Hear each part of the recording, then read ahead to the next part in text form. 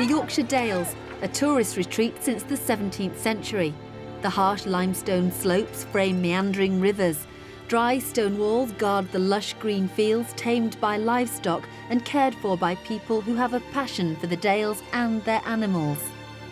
I'm a loner at heart, but if I've got my sheep round me, I'm all right, I'm happy. I don't need out else. We're not farming the land for money, we're farming it because we've always done it. It is long hours and it isn't the best paying job in the world at all, but I couldn't work in a town or a city, it'd kill me. You get your reward with things like this. But the foot and mouth crisis of 2001 turned this passion into fear. A group of farmers, their families and their friends in and around the villages of Malham and Grassington allowed a camera to witness what life was like waiting for, then living with this invisible enemy. They were just following us around, slaughtering them, field after field. It was heartbreaking because you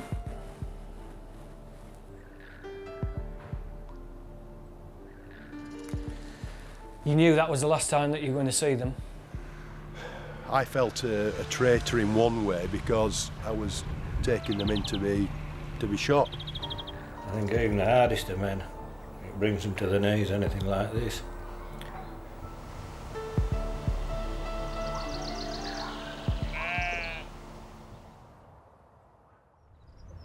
It's late June, 6 weeks since Foot and Mouth came to this area. So far, more than 200,000 animals have been slaughtered. The farmers who allowed the worst moments of their lives to be filmed now take the time to tell their intimate thoughts and reflect on the sadness across the Dales. it's just like somebody walking into your living room and shooting your pet cat or pet dog in front of you. It's no different feeling to farmers losing animals. It's a month after Philip Metcalfe faced losing 2,200 animals to the slaughtermen. It was the night before the animal went. She was actually calving when they shot it. The calf's legs were out.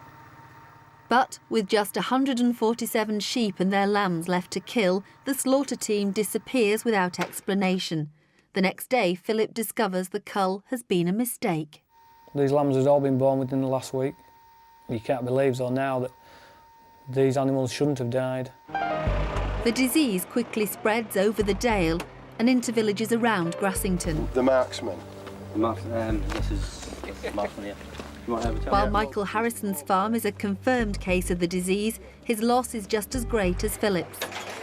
It's a terrible feeling. It's almost as though there's been a death in the family, and the deaths I've had in my family.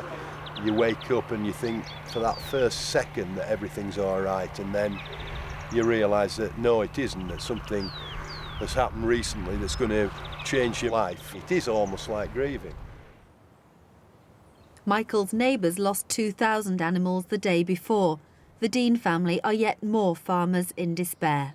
It took me a few days to come and look in these buildings where the calves were. Angus visits the empty farm buildings for the first time. What the stock has had to go through, I can't quite get over that bit. It does choke you up a little bit. Somebody asked us how long we'd been farming in Freshfield, and it said in the church records we go back until 1236 when the church record started. Philip's on a 5-mile trip to see the luckiest sheep in the Dale.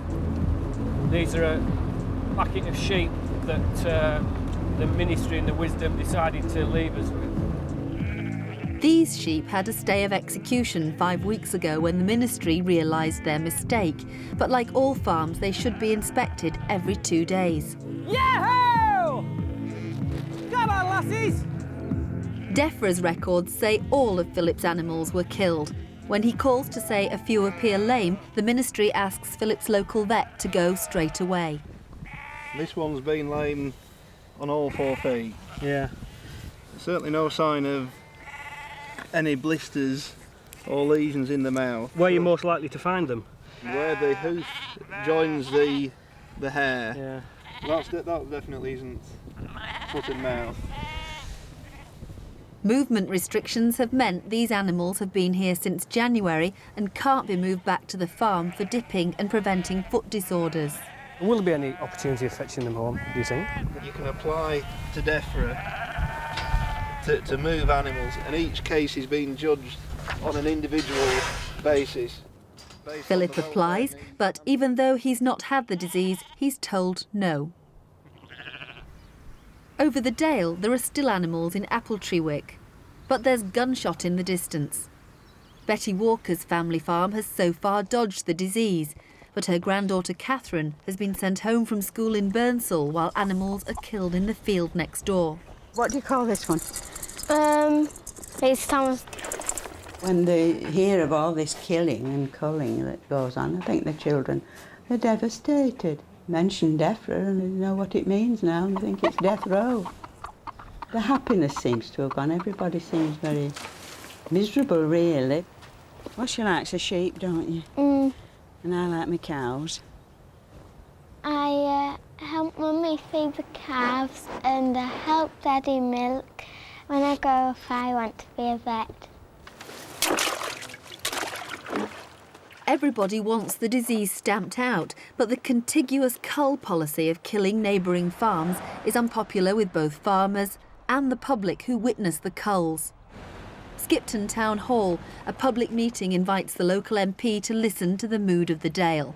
People have noticed animals being chased around the field, cattle until they fell, exhausted, and then were shot where they laid. Is this slaughter policy, is it making any difference to the spread of this disease? No. If the animals in the flock are vaccinated, then further infection in your flock will be halted. I'm dreadfully upset, and it's destroying my livelihood.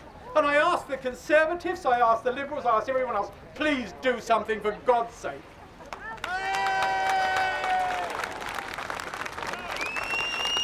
Barricade your gate with anything you've got, because MAF will go in, as they did in our area, at 5 o'clock in the morning and kill all the animals. David Curry was Agriculture Minister during the last Conservative government and has supported local farmers during the crisis. There have been 500 farms in Yorkshire affected by foot and mouth disease. Fewer than 60 are now underway with the whole cleansing and disinfecting process. But the crowd is angry and upset. They want action, not words, and Mr Curry, who's in opposition, gets caught in the crossfire. We're hearing Mr Curry saying, you know, things need to be done. So what do we need to do, Mr Curry? Well, it's clear the politicians aren't doing anything for us, are they? Lady? Yes. Somebody must have let the bull out because I can smell his shit. I'm telling you what can be done. We have a parliamentary system, and there's no point in moaning about it. We're here, we're in Yorkshire, we're straightforward, speaking Yorkshire people, and there's only one way to do a job, and that's do the bugger yourself. At the end of the meeting, an even noisier protest is planned. Farmers like Angus and his father are struggling with bureaucracy. Their farms appear to be run by people in Leeds and Whitehall.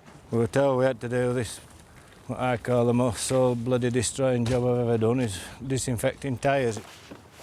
As for disinfecting buildings out, well, we're wanting to get on and do it, but we can't get the go-ahead for getting on and cleaning them out. What does annoy you is that we, as a country, have been importing food from all over the world when we can produce it. And unless the government get their act together and stop this food imports, which all point us to imported fruit from where foot and mouth come from, who knows, in 5 years' time I could be back in the same position, and I don't want to go through this again. Philip's also bored. From working 12 hours a day to having nothing to do, I need to be working again. Philip has invested in a high-pressure cleaner and reluctantly takes a job with the people who mistakenly killed his own animals. The reason why I'm doing this, I've nothing else to do at home, I've no money coming in. So it passes time till I get my animals back. As a DEFRA detox unit, he disinfects the people and machinery involved with culling at farms. From start to finish of a farm being culled is absolutely horrible. You've just got to get on with your job and try to blank it out, because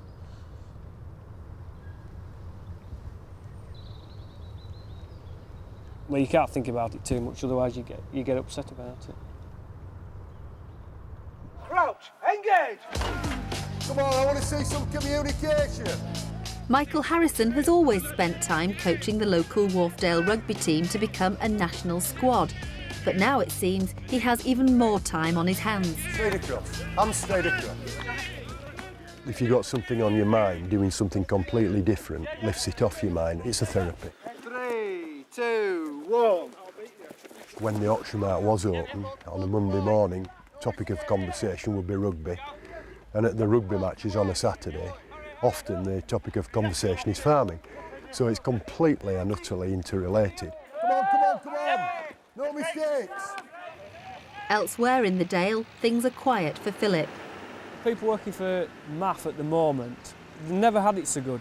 They're earning big money, and you can understand why some of these people don't want it to stop. We've been sat here 4 hours now waiting for a wagon to come pick up the dead animals. The animals were slaughtered last night, and the wagon was supposed to be here at 9 o'clock this morning. If this was a business, it would have gone bankrupt a long, long time ago. There's a sombre feel in the Dale as news of the area's 100th infected farm filters along the farming grapevine. The Walker family receive a call from the people they know as Death Row. Mr. Bell at Dibbles Bridge had the disease, they said, and we had some fields adjoining, although the River Dib runs between, but they were very sure that we would have to cull them, and if we didn't do as we were told, then probably the whole farm would have to go. Yeah. The stark reality of foot and mouth is captured in a letter Catherine writes to try and explain her loss at losing her pet sheep Fluffy and the 2-day-old lamb she hadn't time to name. On Monday, men in white suits came to murder my daddy's sheep, and they shot Fluffy and my baby lamb. I am so sad.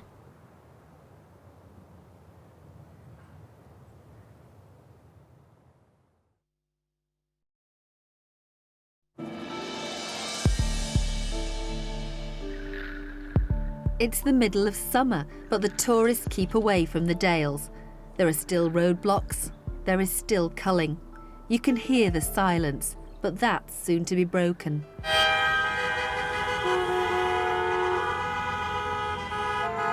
People at the town hall meeting have turned to direct action to make their protest heard. We're asking for the culling of healthy animals to be stopped. It's now endemic into this country. It's in the wildlife, so we've got to vaccinate. Up to 100 cars create miles of tailbacks between Skipton and Grassington. But then the slow drive stops when they pass another farm in the middle of a cull. Look, I've got a government elf warning on my face. Murdering bastards. All I'm saying, follow the route, what we're doing. Keep in your cars now. The people, they're animals, they can't do anything, they rely on us. We bring them up, you look after them, and these pillets kill them. Why Margaret Beckett up here? Because she daren't put her Wellingtons on. But the cull continues, and at Donald Carlisle's farm, all his animals are killed.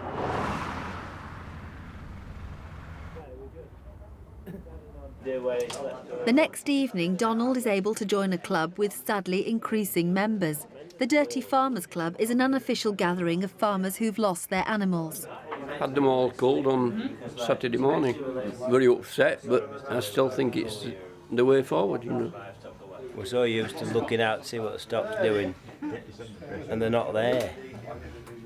I think the Dales will recover. There's a lot of strong families up and down the Dales that will bring things back to something similar to the were, but it's rocked it badly. David Sayer isn't eligible to join yet. He recently lost just a handful of sheep, but it's as painful as losing them all. I'm trying to organise the powers that be to come and cull them humanely, and it's difficult. David is struggling with the animals that remain. With the Got these tups under arrest now because one escaped last week and he was stuck in sheep he shouldn't have been. This chap here, a bit of a clean tup that is. But we're a bit tight for room because we haven't got rid of wool yet. He's financially crippled, unable to sell and no income. It just doesn't have a value now. 3 or 4 years ago we were getting over £1,000 for our wool. Now we'll do well to get £100 for it. But it's not just the farmers who are losing their livelihoods in the Dales. There's nothing else in the Dales much. It's farming and tourism, and we can see now that tourism needs farmers and farmers needs tourism. Malham has suffered the Yorkshire Dales' biggest fall in visitors. The bulk of the people who come here want to walk. They want to see the Cove, Goodale Scar and Janet's Foss. Michael Orrell's shop is empty, even at the weekend. Virtually all of our savings have gone. We still can't see an end to it. These cases of foot and mouth keep popping up. Wednesday the 11th, we took 60p. We took £10.82. On the Thursday, it would normally be several £100. This is the state of the financial situation. I think it's boiling down to the fact that we've got to wipe this year out and forget about it, just try and survive and hope that we can get through to next spring and start again. On the other side of the road, Chris Sharp's luck has turned. His 11 empty bedrooms are suddenly full. DEFRA is paying for shepherds from Scotland to stay in the village. They lost their animals in Dumfries and are now employed here to round up sheep for the slaughter teams. We don't know from day to day when they're going to leave us and move to a different area and leave us with empty rooms again. Like any other business, if you've got no turnover, then you're going to struggle to survive. Whilst we totally agree with the policy of closing the footpaths in support of the farming community, other things have to happen. Our businesses are going to collapse if we can't get people to come and stay in Malham. Morning, lads. Morning, get yourselves in. Help yourselves. In Grassington today, there'll probably be farmers being taken out who haven't got foot and mouth. These guys are telling me that possibly 28 farms will be taken out because of one case of foot and mouth. So if each farm has 500 sheep, the sums do themselves, you're talking about thousands of sheep. It seems Philip could be employed forever, but despite earning more money in the past 20 days than he did last year, the job has taken its toll. Well, I've just finished detoxing. I've done 3 weeks and I've had enough. I'm sick of jumping into wagons and disinfecting dead animals and parts of dead animals. I thought I might as well come back home and start cleaning our farm up. It's a process that will take more than 1,000 hours. Every inch must be clean, down to the inside of light fittings.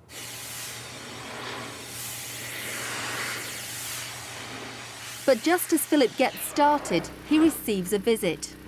Well, our farm clean-up has just come to a standstill. The case officer has just told me that all farm clean-ups are suspended.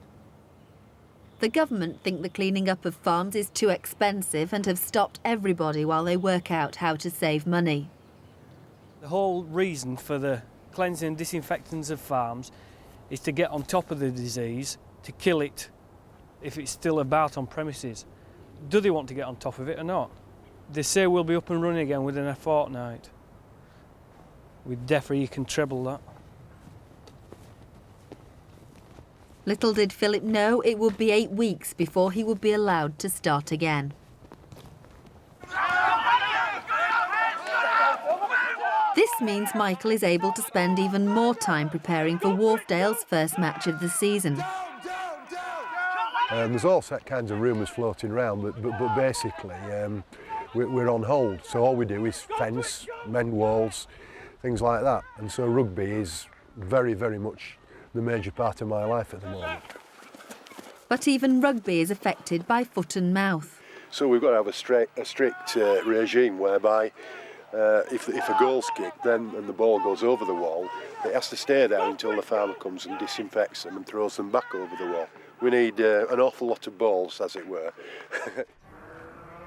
But money is running out for David, and time is running out for some of his sheep he's not allowed to move. Well, it's Charles that names them all. My son, that's Nigel, that's Tom, that's Chopper, and that's Jerry. Whoa, whoa! David can't afford to buy in any more food. Despite having plenty of grass elsewhere, the sheep are slaughtered on a government welfare scheme. So what, how many do you want? What is it, 61? There's 61 here. No, 66 I think that we'll catch. Come here, laddie, heel, good dog. Yeah, laddie, laddie, laddie. The healthy sheep can't be sold to another farm and they can't be moved anywhere but to a slaughterhouse.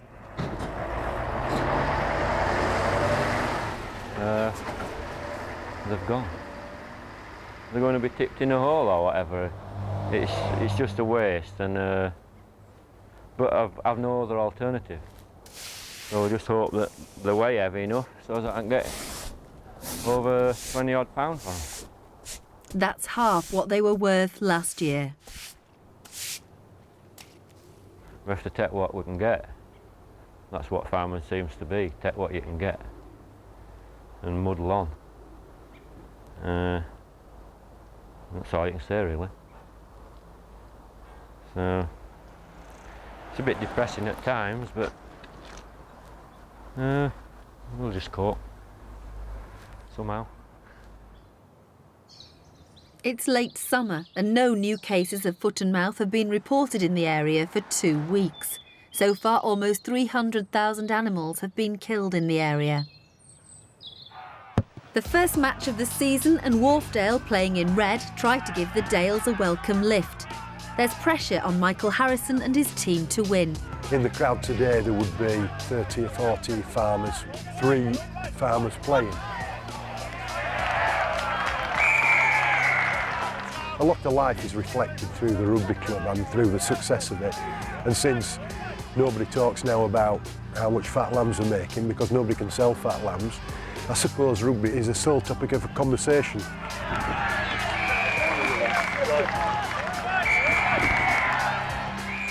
I think there's a very, very real fear that the disease is dormant in the sheep, and that when they blood test them, which is this next week or two, that there will be certain flocks that will be harbouring it. When we get into the colder, wetter, danker November days, that it will come out into the cattle again, then it will all restart up. I think there's a very real fear of that, and I think it's a fairly well-founded fear as well. Well done, boys. In the next programme, the local shoot causes chaos and anger when they cross land without disinfecting. There's no work for Angus at the farm, so he gets a job with DEFRA. And the first of the farms is signed off clean, but replacement animals are still a long way away.